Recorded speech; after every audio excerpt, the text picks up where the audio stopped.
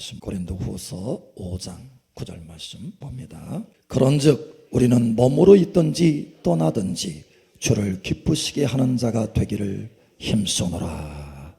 아멘. 우리들은 다 각자 좌우명을 가지고 있죠. 좌우명. 좌우명이라고 하면은 늘 옆에 두고 가르침을 받는 말 또는 문장이라고 할 수 있죠. 여러분은 어떤 좌우명을 가지고 있습니까? 어떤 사람은 열심히 살자, 이게 좌우명이에요. 그래서 무엇을 위해서 열심히 사는지 이것도 생각하지 않고 열심히 사는 거예요. 그냥 바쁘게, 그죠? 살아갑니다. 또 어떤 사람은 성공하자, 이게 좌우명이에요. 아주 단순하죠. 그런데 무엇이 진정한 인생의 성공의 의미를 가져오는가, 이거에 대해서 깊이 생각하지 않고 그냥 성공하자 그러는 거예요. 어떤 사람은 좌우명을 보니까 되는 대로 살자, 되는 대로 살지. 그러니까 옆에 있는 사람이 야, 되는 대로 살자가 뭐냐, 좀 멋있게 해야지. 물 흐르는 대로 살자. 물 흐르는 대로 살자. 여러분의 좌우명은 뭡니까? 늘 옆에 두고 여러분을 가르치는 말, 그죠? 속에 새기는 말, 중심에 흐르는 말, 이게 뭡니까? 여러분 잘 생각해 보라고 하잖아요. 우리가 이걸 잘 생각해 봐야 된다는 거예요. 오늘 하나님께서 우리에게 말씀하십니다. 너의 좌우명이 무엇이 되어야 하는지, 너의 인생에 가장 기본적으로 밑바탕에 흐려야 될 것이 무엇인지, 너의 인생의 목적이 무엇인지, 왜 사는지, 왜 이 일을 하는지, 너의 좌우명 이것이 되어야 된다라고 말씀하고 계시는 거예요. 주를 기쁘시게 하는 자가 되라. 주를 기쁘시게 하는 자가 되라.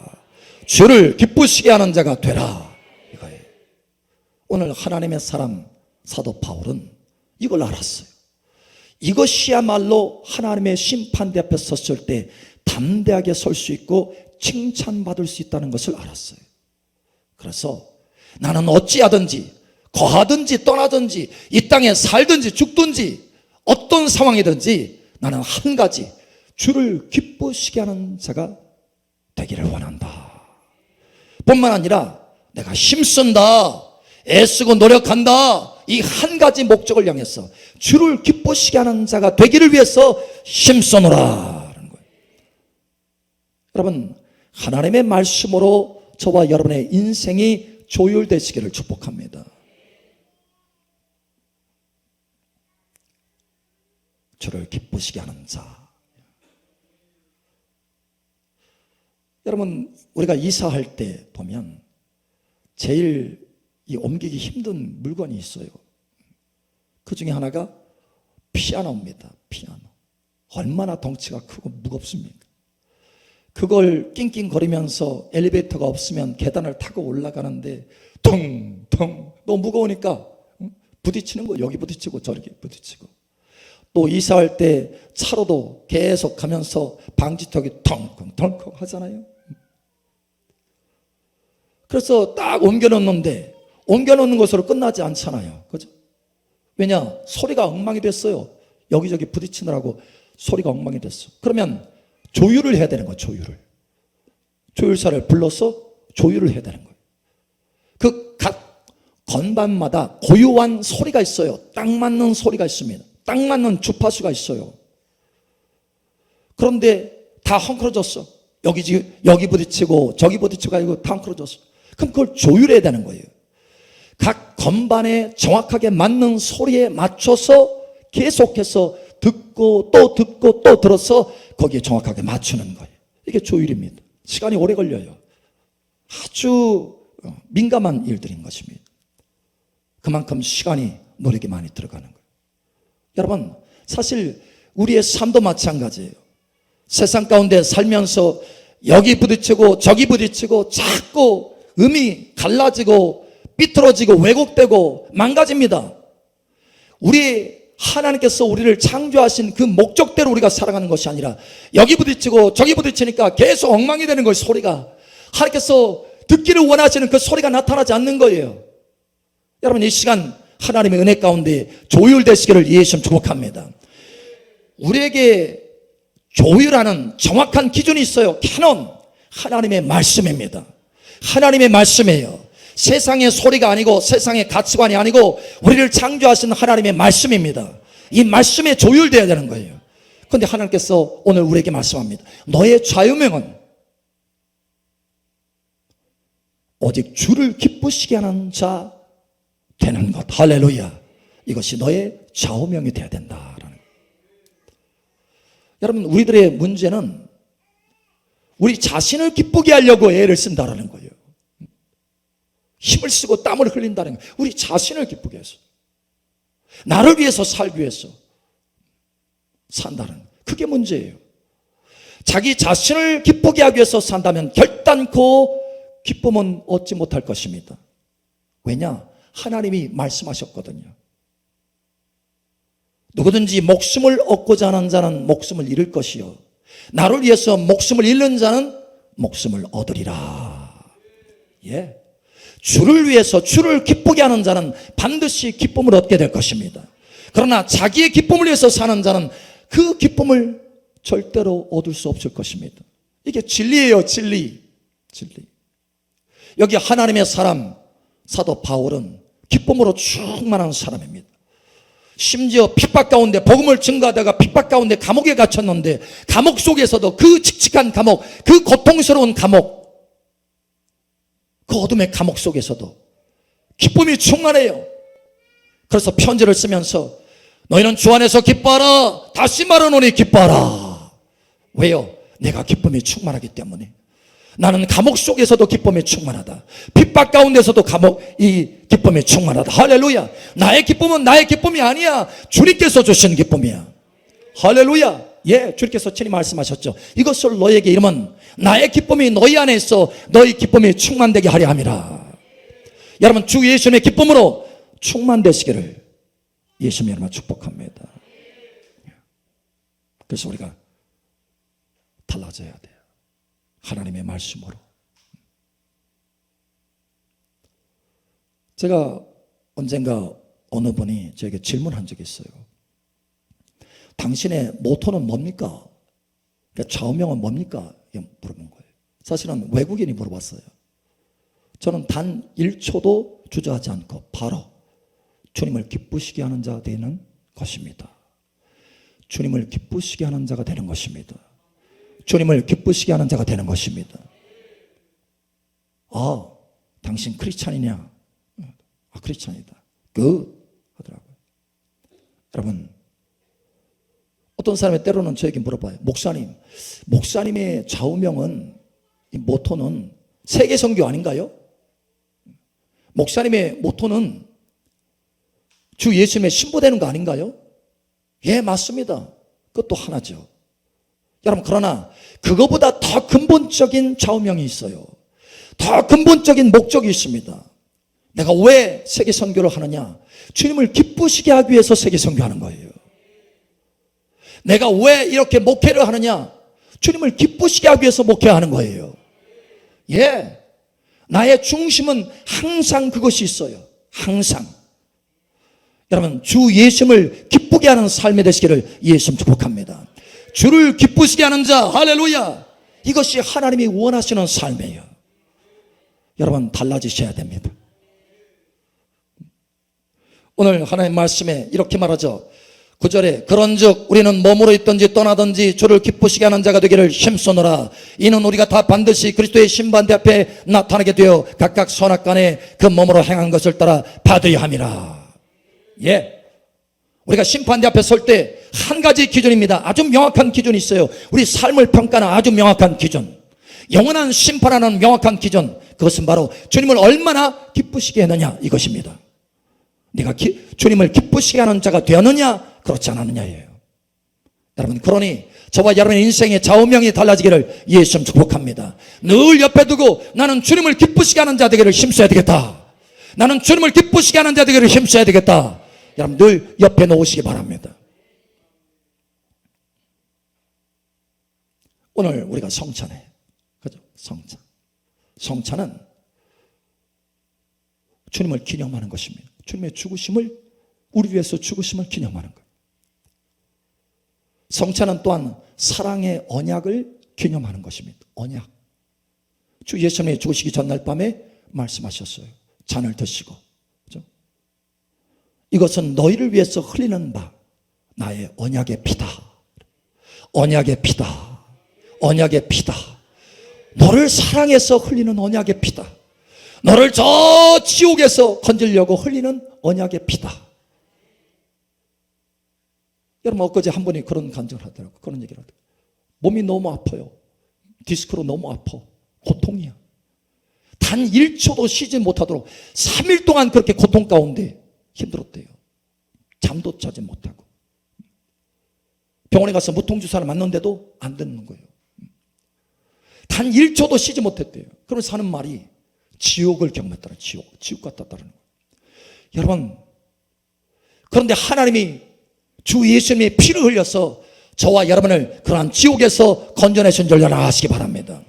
사실은 지옥은요, 그거보다 1000만 배나 더 고통스러운 거예요.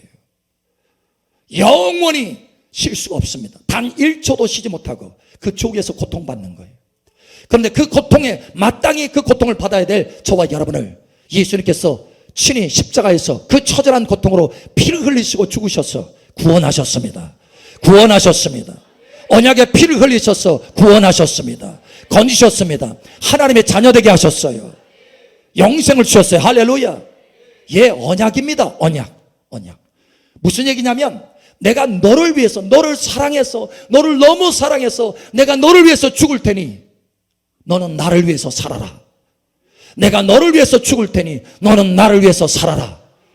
여러분, 언약은요, 약속이에요. 약속. 서로 쌍방 간의 약속입니다. 단방향이 아니에요. 쌍방이에요. 쌍방. 그래서 언약입니다. 서로 약속, 손가락 걸고 약속하는 거예요. 이게 언약입니다. 언약. 내가 너를 위해서 죽을 테니 너는 나를 위해서 살아라. 이게 언약이에요. 여러분, 주 예수님과 우리는 그러한 언약 관계입니다. 이걸 아셔야 돼요.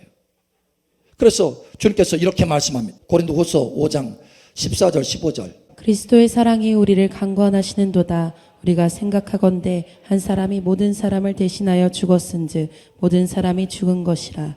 그가 모든 사람을 대신하여 죽으심은 살아있는 자들로 하여금 다시는 그들 자신을 위하여 살지 않고 오직 그들을 대신하여 죽었다가 다시 살아나신 이를 위하여 살게 하려 함이라. 아멘. 다시는 너를 위해서 살지 말고 이제는 너를 위해서 죽었다가 다시 살아난 나를 위해서 살아라. 이게 언약이에요. 언약. 여러분, 이 언약을 지키시기 바랍니다. 이 언약을 지키시기 바랍니다.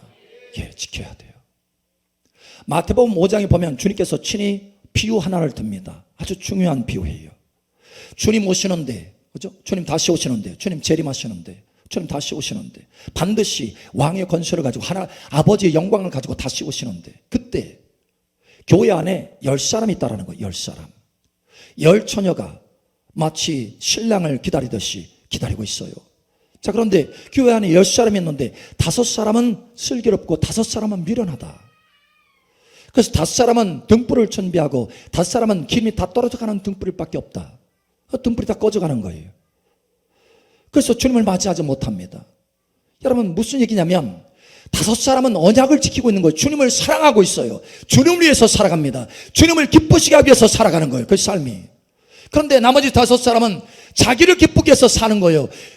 주님께서 친히 내가 너를 위해서 죽었으니 너는 나를 위해서 살아야 된다라고 말씀하셨는데 그 언약과는 상관없는 삶을 살고 있는 것입니다. 5사람은 그렇게 살았어요.